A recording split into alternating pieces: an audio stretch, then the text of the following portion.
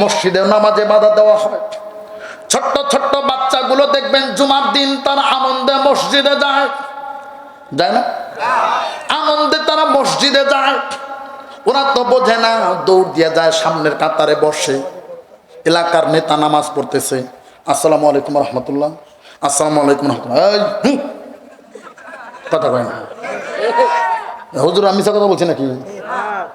আমার ইমামতির বয়স 16 বছর, 2009 থেকে ইমামতি করি।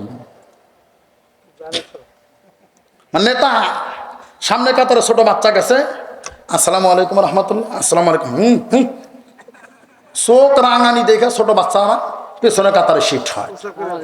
হ্যাঁ, এখানে মুরব্বী একটা নামাজ পড়তেছে, নিয়ে সালাম ফিরা কথা কয় না।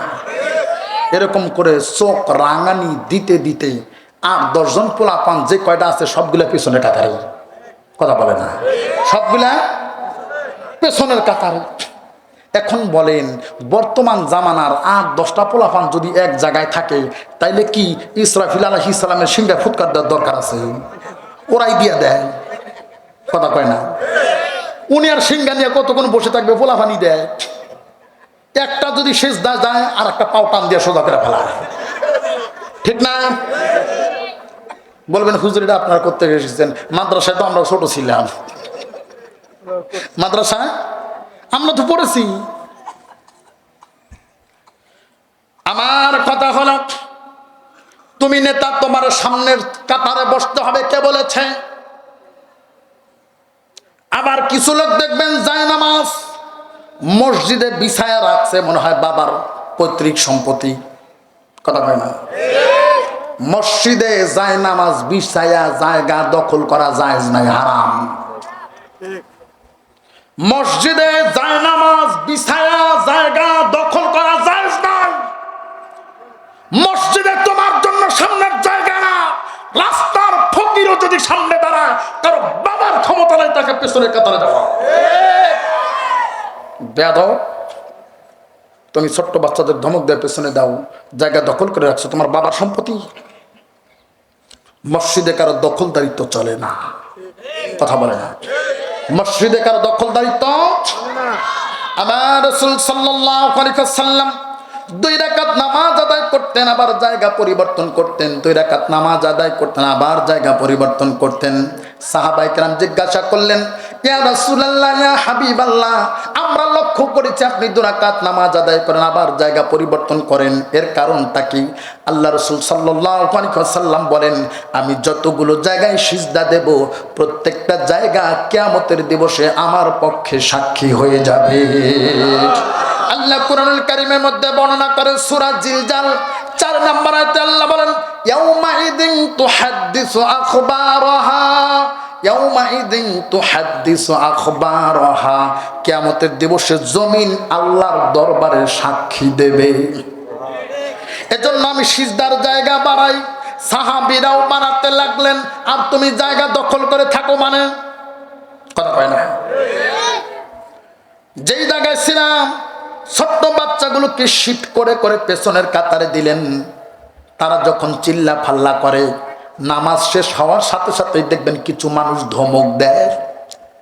ধমক শুনে ওরা এমন জোরে দৌড় দেয়, জুতা স্যান্ডেল রেখে যায়। ঠিক? আমার প্রশ্ন হলো, ছোট্ট বাচ্চাকে ধমক দেয়া মসজিদ থেকে বের করে দিলেন, ওই বাচ্চাটা জীবনে যদি মসজিদে না আসে, এর জন্য দায়ী কে? এর জন্য দায়ী কে? আল্লাহ রাসূল সাল্লাল্লাহু আলাইহি ওয়াসাল্লামের আপন চাচাতো ভাই, রাইসুল মুফাসসিরিন হযরত আব্দুল্লাহ ইবনে আব্বাস রাদিয়াল্লাহু তাআলা আনহুমা, তিনি বলেন, মসজিদে নববীতে আল্লাহ রাসূল সাল্লাল্লাহু আলাইহি ওয়াসাল্লামের ইমামতিতে যখন নামাজ আদায় হয়, সাহাবীরা কাতার বন্দী হয়ে দাঁড়িয়েছে। আমি আব্দুল্লাহ দৌড়াদৌড়ি করি, এ কাতার থেকেও কাতার, এ কাতার থেকেও কাতার। আমি আব্দুল্লাহ দৌড়াদৌড়ি করি, কোনদিন রাসূল আমারে বাধা দেয় না। আল্লাহু আকবার বলেন। রাসূল আমাকে কোনদিন বাধা দেয় না, আর তুমি সামনের কাতারে আসলে বিদায় করে দাও। কে শিখিয়েছে তোমাকে? কে শিখিয়েছে? ছোট্ট বাচ্চাদেরকে আমরা সালাম পর্যন্ত দেই না, অথচ খাদেমুর রাসূল হযরত আনাস রাদিয়াল্লাহু তাআলা আন বর্ণনা করেন, মাররা আলা গিলমানিন ফাসাল্লামা আলাইহিম, আল্লাহ রাসূল গিলমান মানে ছোট্ট দুগ্ধপোষ্য বাচ্চার পাশ দিয়ে গেলেও রাসূল তারে সালাম দিত। রাসূল তারে সালাম দিত। আপনি সালাম দেন না কেন? অতএব নামাজ প্রতিষ্ঠা করতে হলে মসজিদ থেকে বাচ্চাদেরকে ধমক দেওয়া বাইর করে দেওয়া লাগবে। কথা বলেন,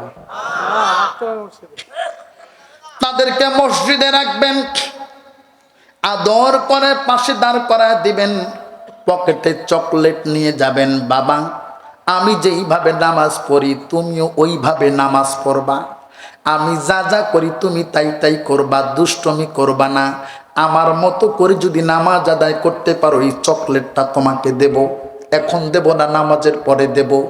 আপনার চকলেটের আশায় হইলেও ছেলেটা আপনার মতো করে নামাজ পড়বে। আমি জানি না আপনার নামাজ কবুল হবে কিনা, এটা আমি জানি না, এটা আমি হুজুর বলতে পারবো না, তবে ওই বাচ্চার নামাজ কবুল হবে আর সেটার পরিপূর্ণ সওয়াব আল্লাহ আপনার আমল নামায় দিবেন, এটা আমি গ্যারান্টি দিয়ে বলতে পারি। পরের দিন দেখবেন ওই বাচ্চা এসে আবারও আপনাকে খুঁজবে, সেই মুরব্বী গেল কোথায়? এরকম করে আপনি বিদায় হয়ে গেলেন, বাচ্চাটা 5 ওয়াক্ত নামাজি যদি হয়ে যায়, এই যে আপনি তার চকলেটের লোভ দেখায় দেখায় নামাজি বানালেন, এটার নাম হলো ইউকিমুনাস সালাহ। বুঝেছেন কথা? এটার নাম কি? ইউকিমুনাস সালাহ। এই যে আপনি নামাজ প্রতিষ্ঠা করলেন, কি করলেন? না জানা ছোট্ট বাচ্চাটাকে আপনি নামাজ শিক্ষা দিলেন, এটা হলো ইউকিমুনাস সালাহ। আপনি যদি মারাও যান ওই ছোট্ট বাচ্চাটা নামাজ ছাড়বে না, 5 ওয়াক্ত নামাজি হয়ে যাবে, তার প্রত্যেকটা সিজদার সওয়াব আল্লাহ আপনার আমল নামায় হাদিয়া পৌঁছায়া দিবেন। এজন্য বাচ্চাদেরকে মসজিদে নেওয়া দরকার। ওরা তো দুষ্টামি করবে, ওরা করবে না তো আপনি করবেন? আপনি বুড়া মানুষ, আপনি দুষ্টামি করবেন, ওরাই তো দুষ্টামি করবে, ওরা চিল্লা ফাল্লা করবে, ঘাড়ে উঠবে, টুপি খুলে নিয়ে যাবে, পাঞ্জাবি ধরে টান দেবে, আপনি নামাজ ছেড়ে দিবেন না। সিরাতে হালাবিয়ার ভিতরে এসেছে আমার রাসূল সাল্লাল্লাহু আলাইহি ওয়াসাল্লাম নামাজে দাঁড়িয়েছেন ঘরে হুজরাখানায়, ছোট্ট বালক হুসাইন রাদিয়াল্লাহু আনহুমা, দেখবেন নানা নাতি খুব মজার সম্পর্ক, দুষ্টামি করে। আমার 2টা ছেলে, ওর দাদার অবস্থাই এত খারাপ করে, চুল দাড়ি টাই না একাকার করে ফেলায়। 2টা তো, একটা যদি ঘোড়া বানায় আর একটা ঘাড়ে ওঠে, মানে 2টা ভাগ করে দিছে, দাদারে দিছে একটা না আর দাদিরে দিছে একটা। 2জনে কিছুক্ষণ পর পর আমার বিচার দেয় যে আমাদের অবস্থা তো খারাপ, কিন্তু তাদের কাছ থেকে সরানো যায় না। যতই তারা বিচার দিক, ওদের কাছ থেকে আলাদা করলে আর ভালো লাগে না, ঠিক না? ওদের দুষ্টামিটাই ভালো লাগে। হাসান রাদিয়াল্লাহু তাআলা আনহুমা একটু শান্ত মেজাজের ছিলেন, কিন্তু হুসাইন ছিল একটু চঞ্চল। মাঝে মধ্যে আবদার করতাম আমার রাসূলকে ঘোড়া বানায়া মাঝে মধ্যেই পিঠের উপরে উঠত। আল্লাহ রাসূল সাল্লাল্লাহু আলাইহি ওয়াসাল্লাম নামাজে আছে সিজদায়, সিরাতে হালাবিয়ার ভিতরে এসেছে, সিজদায় আছে। হুসাইন মনে করেছে আমাকে আসতে দেখে নানা মনে হয় আগেই ঘোড়া হয়ে গেছে, লাফ দিয়ে পিঠে উঠে আবার রাসূলের 2টা কান ধরছে আর বলতেছে চল ঘোড়া চল, চল ঘোড়া চল। আমার রাসূল তো পড়ছে বেকায়দায়, তিনি আছে সিজদায়, হুসাইন তো পিঠে, কি করবে এখন? সিজদা থেকে উঠতে গেলে হুসাইনকে নামানো ছাড়া কোনো উপায় আছে? আমার রাসূল সাল্লাল্লাহু আলাইহি ওয়াসাল্লাম চিন্তা করলেন নামাজ ছেড়ে দেব নাকি হুসাইনকে ছেড়ে দেব। তিনি বললেন না, অবশেষে সিদ্ধান্ত উপনীত হলেন নামাজের ক্ষতি করা যাবে না, হুসাইনকে নামায় দেই।